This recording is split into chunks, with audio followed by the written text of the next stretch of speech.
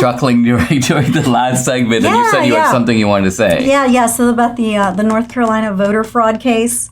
Well, the reason they overturned the election is because he was a Republican. Oh, but see, if Republicans cheat, busted. Well, let's remember though that I was a little surprised that another Republican stepped in and won the race. Yeah. Okay. Well, so, got me there, but I'm just saying,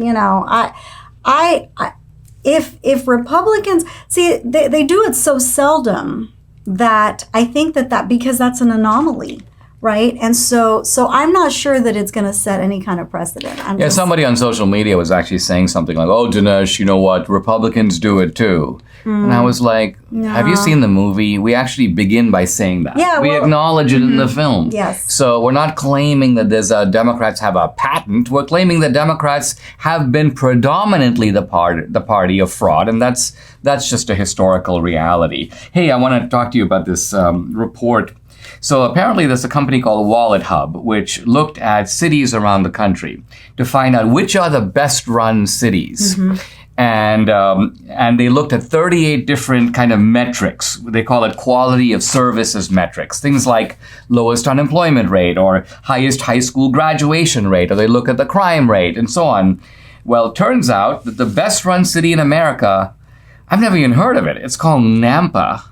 Nampa, Idaho. Not Tampa, but Nampa. Nampa, Idaho. Nampa, Idaho. And wow. Now Boise is also in that list. Okay, Fort Wayne, Indiana, Nashua, New Hampshire, Lexington, Fayette, Kentucky, and I think what's interesting is that by and large these are right-leaning cities. Not entirely, but of course New Hampshire, for example, is these days a Democratic state, but much of New Hampshire is very conservative. Fort Wayne, Indiana is conservative. So it doesn't, you've talked about how when you see a well-run state, everything is in order. There's no dirt on the streets. You don't see homeless guys. We talk about this kind of a lot because we visit a lot of cities, and we're always just amazed at how dirty some cities are versus others. And then we're like, oh yeah, the city council is all Democrat or the city council is Republican. So it is actually city politics that determine what the city looks like. So it's quite interesting. I mean, and to drive that point home, you can look at the other end of it. Here are some of the worst cities. Cleveland. Oh, we've been there. Bad. Oh, yeah. New York City. Bad. San Francisco, no surprise. Oh. Washington, D.C., no surprise. So those are 4 of the 5 worst run cities in America. And look. And that's what they want all of the United States to look like. That's their model. That's their model. Oh, and Caracas, of course, is the biggest model of them all. Because, if you look on the international scale. Yes, because there's photos that I have of me as a child, and it's just so beautiful in the background. Nice, nice everything versus now.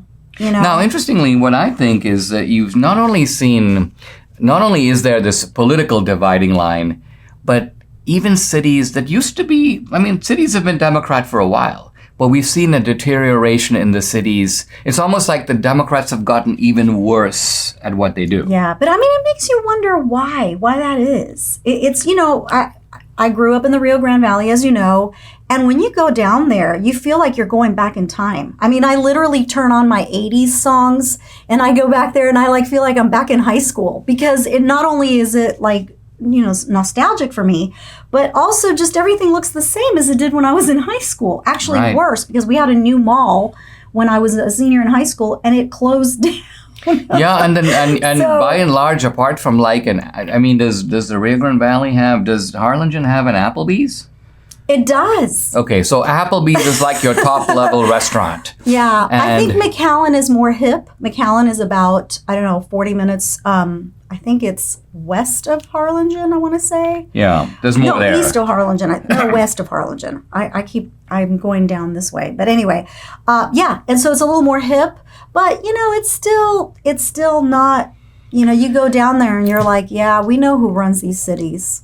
And then you look at even things like, there are beautiful homes, for example, in downtown Houston. There's, what's the name of that chic area? River Oaks. River Oaks. Mm-hmm. But all you have to do, you come out of River Oaks and you walk Yeah. 3 blocks. Yeah, but that's a zoning issue, you know. Well, whatever it is. It's a city-run issue. Right, that's So, what I'm saying, is that you cannot insulate yourself, no matter how well off you are. By and large, you're in the city and you can't change that. In fact, this was a point that my brother used to make, when he talked about India in general, because his friends would go, India's a great place to live if you have money. And my brother would go, actually, no, it's not a great place to live if you have money, because it still has massive potholes in the roads. The airport still looks like a dump. Panhandling. And so you can't avoid the infrastructure of a broken country. Now, India is better now than when my brother said that, which is years ago. So India is on its way up, but so many of these cities are on their way down. We went to New Orleans, and I remember New Orleans as being a reasonably nice place. Yeah, it was extremely dirty, and as you know, I'm kind of picky about stuff like that. Well, nobody likes to walk in human excrement. Yeah, I know, but I was just so grossed out. I was like, I just want to go home. I mean, they had so many nice things, but not worth it. We were actually trying to find, was it the best bread pudding? Or what were we looking for? Yeah, bread pudding. We were looking for bread pudding in New Orleans, but ultimately Debbie's like, forget about that bread pudding. Let's return to Texas.